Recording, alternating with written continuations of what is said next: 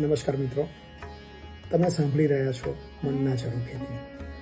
આજે આપણે વાત કરીશું ઓમ ત્રંબકમ યજામહે શ્લોકના સંબંધોમાં મહત્વ વિશે.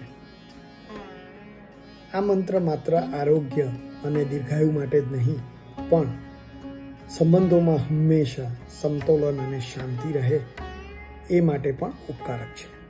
ત્રંબકમ, જે શિવજીના ત્રીજા નેત્રનું પ્રતીક છે, તે આપણને સમજ આપે છે કે સંબંધોમાં સમજણ અને દ્રઢતા હોવી જોઈએ.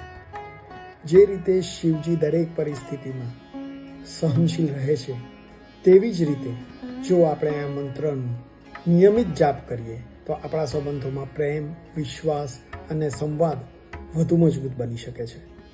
આવો મહાદેવજીની કૃપાથી સંબંધોને વધુ પવિત્ર અને શાશ્વત બનાવીએ.